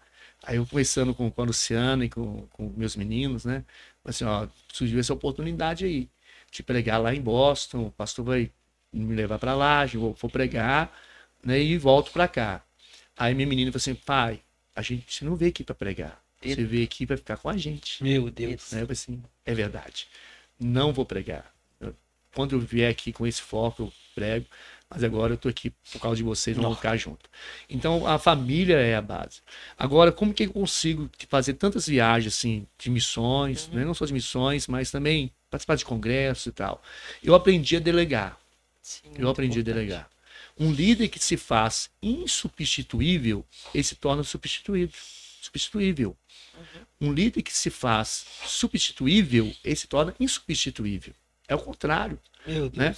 Quando você consegue levantar uma equipe e você delega funções para essa equipe, você está tendo uma boa liderança. Então, quando eu viajo, eu não fico na neura ligando, mandando mensagem, como é que está o culto, quem foi no culto, quem não foi no culto, quem pregou, quem não pregou, o que aconteceu. Não. Eu deixo na responsabilidade deles, deixo eles trabalharem, eles trabalham. E o interessante é o seguinte, que a igreja funciona melhor semigo do que comigo. Isso é uma resposta, né, que você tá fazendo um bom trabalho. Incrível, incrível. Eu chego, nossa, quanto foi bênção demais. Nem pergunto, não. Foi bênção. Então, eu pensei, então tá bom. Isso, Né? isso, né? Jesus, ele deixou isso pra gente, né? Obras maiores vocês farão. Ou seja, o legado de um líder não é ele ser o maior, assim, entre aspas. Sim. Mas sim, depois que ele for, a obra ainda continua. E tá aí, né? 2000 anos, né, de evangelho. Então quer dizer que foi um bom trabalho. E, pastor, a igreja do senhor, né, trabalha com encontros. Como é que... E o interessante é só contar algo que o senhor, acho que o senhor nem sabe disso, mas eu vou contar aqui. Meu primeiro encontro foi na igreja do senhor. Olha. Em 2011. Foi bem tratado lá? Nossa, Puxou. foi um divisor de águas na minha vida. Quem vai pro meu encontro sabe o que eu tô falando. Eu tive no encontro, acho que foi 2011, se não me engano. Eu tinha retornado para os caminhos do Senhor. E eu tava na minha igreja lá. E foi até o Léo que me convidou. Ele trabalhava junto comigo. E ele falou, cara, tem um evento que eu preciso te levar. É um encontro com Deus. Eu falei assim, encontro com Deus, cara? Ah, mas eu encontro com Deus lá na igreja. Aí ele falou assim, não, é diferente. Lá a gente vai para um lugar separado. E eu tenho certeza que você vai sair de lá transformado e muito mais intensificado na obra que você já tá fazendo. Eu falei assim, quer saber? Eu vou. E fui, cara. E foi sobrenatural. E o encontro, ele tem muito isso, né? De transformar vidas, levar a pessoa para um local e tirar as escamas dos olhos, curar onde precisa ser curado. E eu gostaria de perguntar ao senhor como que surgiu o encontro na igreja do senhor, se ainda continua, como é que tá essa parte na sua igreja? Não, a gente é apaixonado pelo encontro, a gente vibra. Quando fala de encontro na igreja, né, a gente teve muito recentemente encontro de mulheres, de homens, sempre a gente tem encontros de homens e de mulheres, e vai separados, né? Sim. São encontros homogêneos. E o reencontro já é misto, né? A gente Sim. junta homens e mulheres Legal. e faz o reencontro. E também tem o encontro de crianças, Eita. que é muito bom. Você imagina vendo crianças sendo batizadas no Espírito Santo, Que recebendo top. o poder de Deus. Não tem preço isso, né? É maravilhoso. Há muitos anos atrás, a gente começou a fazer os encontros. Quem nos ajudou muito foi a Igreja Batista Portas de Sião, né? O apóstolo Rogério, que eu falei, até citei ele aqui já. Então, a gente começou a passar ao pessoal pelo encontro dele. E depois a gente começou a organizar os nossos encontros e eles começaram a enviar os ministrantes. E depois a gente começou a montar a nossa própria equipe de ministrantes. Então, hoje a gente tem a nossa própria equipe, né, de ministram, que trabalham. E continuamos aí nessa visão. Antes da pandemia, a gente estava num ritmo muito acelerado, né? A gente estava tendo encontros todos os meses de homens e de mulheres. Estava assim. Todos os meses? Encontro de homens e de mulheres, né? Top. E aí, de repente, veio a pandemia e me assustou muito, né? A gente estava, né, naquela velocidade, de repente parou tudo, né? Mas agora a gente está recomeçando de novo e, na verdade, já acabou a pandemia, a gente voltou a fazer os encontros, né? Estamos engrenando de novo nos encontros aí, tendo vários aí durante o ano. E, pastor, você acha que tem diferença entre fazer junto e fazer separado? Eu acho que sim. Acho Você que tá há sim. muito tempo aí, né? Você tem mais um. Não, o encontro, ele é homogêneo, ele é muito mais proveitoso, né? Porque os desafios dos homens é diferente dos desafios das mulheres, né? Então, a gente precisa tratar. O encontro é um intensivo de Deus. Por Sim. isso que o encontro é tão impactante. Porque você desliga das coisas aqui de fora e você vai focar ali num ambiente, num retiro, né? É um retiro espiritual. Você vai ficar ali por conta só de receber a palavra, a ação, direção de Deus, ouvir a voz de Deus. Porque hoje a gente tem tanta coisa que rouba a nossa atenção, né? O celular, por exemplo. Eu ouvi algo interessante hoje, que o celular ele é uma invenção bem destrutiva, né? Ele destruiu o relógio, ele destruiu a câmera fotográfica, ele destruiu um monte de coisa. Sim. O computador, né? E está destruindo os relacionamentos, destruindo casamentos, né? É lógico, o mau uso do equipamento, ok? Não estou falando que Sim. é do diabo, não, que a internet é do diabo, que o celular é do diabo, mas o mau uso, né, é destrutivo. Na verdade, então aqui fora a gente tem muitas coisas que roubam a nossa atenção, que atrapalha, né, esse foco nosso de buscar a Deus. Quando você vai para um retiro, você vai para um encontro, você vai ficar ali para receber algo de Deus ali mais intensivo, mais intencional, né? E mais intenso. Sim. Então, os homens precisam ser tratados com os seus desafios, né? Então, o homem ele é traído pelo pecado de uma maneira diferente que a mulher é. Sim. Então, para você ter uma liberdade de tratar, não usar palavras de baixo calão, mas para você falar mais abertamente, dizendo assim, olha, é isso, é isso, é isso, é isso. Isso é pecado, isso é erro, você não pode fazer. Né? A Bíblia condena isso, isso, isso, isso, isso. Então é impactante, porque a pessoa ali é confrontada em relação ao seu comportamento, Verdade. confrontada em relação ao seu pecado. E quando o auditório é eclético, homens e mulheres, heterogêneo, você não pode falar muita coisa, né? Porque Até para respeitar. por respeitar, né? E também elas não vão entender, ou vice-versa, né? Quando é uma mulher. Então, os nossos encontros é o seguinte: encontro de homens, só os homens ministram. Encontro de mulheres, só as mulheres ministram. Né? Então, eu acho que ia ser mais proveitoso. O resultado é melhor. Isso aí. Pastor, para a gente finalizar, gostaria de fazer uma pergunta muito especial para você, que é: quais são os seus valores inegociáveis? Aquilo que o senhor não negocia, aquilo que o senhor não deixa, não abre mão. Quando a gente fala de valores, a gente encontra na Bíblia vários, né? Santidade, intimidade com Deus, né? Princípios, são várias coisas, né? Mas uma coisa que eu tenho com muito apreço é a família. Sim. Poderia falar santidade, oração, leitura da Bíblia, né? O distanciar do mundo, mas eu prefiro agora falar, o que vem no meu coração é falar sobre família. Família é inegociável, a gente tem que cuidar da família, é muito importante a família. Isso aí, os filhos, né, herança do Senhor. Então E- é algo que o Senhor nos entregou. É o primeiro ministério, né? É a casa. É, Pastor, desculpa, eu quero fazer uma pergunta para você. O que o pastor Alex não pode sair daqui sem falar? O que você precisa falar para essa geração? O que você precisa falar para essas pessoas que nos assistem? O que te move, que te conduz a esse ministério? Olha, todo ser humano busca ter sucesso. Né? As pessoas querem sucesso. E sucesso, segundo o mundo, é você ter poder para fazer o que quiser da vida. Sim. Isso é ter sucesso. Né? Mas sucesso, segundo Deus, é bem diferente. Então, sucesso, segundo Deus, primeiro, a gente descobrir qual é o nosso propósito e viver esse propósito. Chave. Então, a gente não pode estar fora do nosso lugar de encaixe. Quando você está no centro da vontade de Deus, é nesse lugar que as coisas convergem, é nesse lugar que as coisas acontecem. Então, não posso deixar de falar que a gente precisa entender que Deus nos criou para um propósito. E a gente tem que buscar conhecer esse propósito. John Maxwell diz que existem 2 dias maravilhosos na vida de uma pessoa. O primeiro dia é o dia do seu nascimento. O segundo dia é quando a pessoa descobre por que ela nasceu. Então, quando você descobre, esse é o meu chamado. Por que eu me sinto bem no campo missionário? Né? Porque Deus me chamou para isso. Né? Por que Deus abre portas às nações? Porque Deus me chamou para isso. Não é porque eu tenho condições, na verdade, tudo é milagre, tudo é provisão de Deus. Né? Então, né, não somos melhores do que ninguém, com certeza não. Né? Pelo contrário, Paulo diz assim: eu sou o principal dos pecadores. Né? Então, é você estar no centro da vontade de Deus que as coisas vão acontecer. Então, o sucesso é você conhecer o propósito de Deus para sua vida e viver esse propósito. Sucesso é você semear sementes que vão beneficiar a vida de outros. A gente tem que ser semeadores. Né? A gente tem que beneficiar a vida das pessoas. A gente tem que trazer melhoria para a vida das pessoas. A gente tem que ser relevante na vida de alguém. Então, sucesso é isso. Né? Sucesso é você usar o seu potencial ao máximo. Deus nos criou com um grande potencial. E muitas vezes o nosso potencial fica travado. E tem pessoas que têm um grande potencial, Sim. que podem estar muito além do que estão hoje, mas estão travados em alguma coisa. E a gente tem que identificar o que nos trava, o que nos impede, romper com isso e deixar Deus nos usar da maneira que Ele quer nos usar. Potencial é tudo aquilo que você pode fazer e ainda não fez, tudo aquilo que você pode ser e ainda não é. Mas em nome de Jesus, todos nós seremos aquilo que Deus nos criou para ser e iremos fazer o que Deus nos criou para fazer.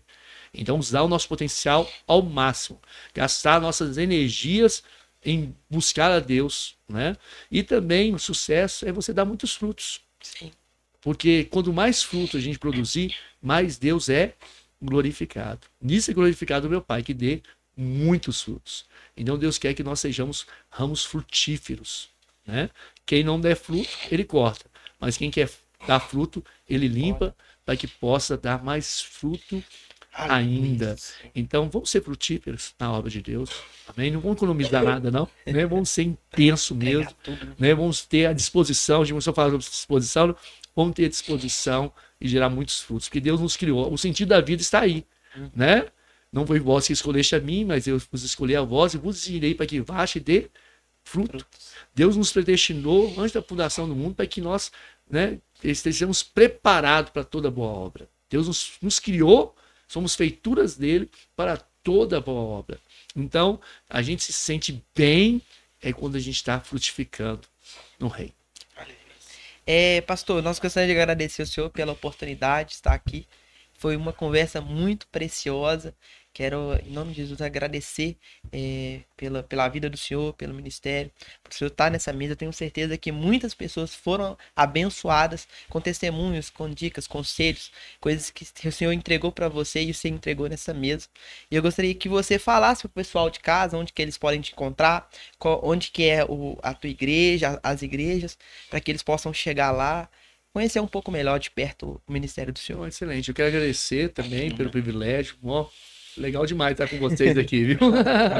Muito bom mesmo. Bênção demais. Também falar com esse povo lindo aí, abençoado de Jesus, essa família linda que o Senhor nos deu. E não importa a denominação, não é verdade? Todos nós somos um corpo. Somos o corpo de Cristo, né? Ele é a cabeça, não é verdade? E eu quero falar para vocês que eu tenho um Instagram, que é @PRAlexLima. PR de pastor, né? Então, @PRAlexLima é o meu Instagram. Ali a gente coloca algumas coisas sobre missões, sobre os trabalhos da nossa igreja local, né? Tem o Instagram da nossa igreja também, que é @IBTA_oficial. Tem outras IBTAs também, né? Colocar IBTA vai aparecer outras IBTAs, mas a oficial é a página principal da igreja. A nossa igreja está, a nossa sede, no bairro Mineirão, né? Como a gente orou e pediu a Deus para nos enviar para lá. Vamos dizer que nem Birigrã, nem Benihim pregou no Mineirão e eu todo domingo estou lá pregando.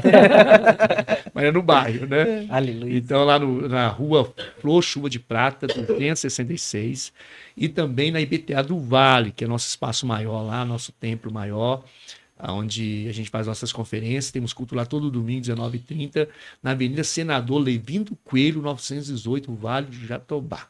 Isso aí. A gente vai colocar toda a descrição, todas essas informações na descrição do vídeo. Então, você quiser conhecer, vai lá, siga o pastor lá, siga a igreja. Eu tenho certeza que você vai ser abençoado, né, Davi? Eu também agradecer, pastor. Uma honra, né? Eu acredito que todo mundo que escutou aí vai ser abençoado, vai ser edificado. Que o Senhor possa continuar te abençoando e te enviando a mais né, nações para você entregar isso que você carrega. É muito lindo. Obrigado por aceitar esse convite e estar aqui com a gente. Amém? E para finalizar, eu gostaria de falar a nossa frase final. É um pega essa que a gente faz no final, pastor. É uma frase que o Senhor coloca no nosso coração. E no final eu quero pedir sua ajuda para falar pega essa pro público lá. Hein? E a frase de hoje é: temos rios de pecado, mas o Senhor tem um oceano de graça. Tamo junto? Pega essa. Muito obrigado. Foi um prazer.